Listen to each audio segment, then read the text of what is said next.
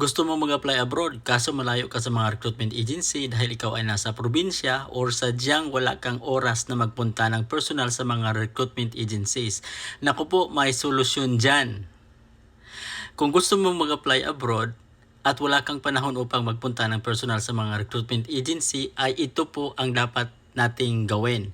Magpunta po kayo sa workabroad.ph. Ang website na ito ay napakaganda sapagkat halos lahat ng mga recruitment agencies ay nakarehistro dyan.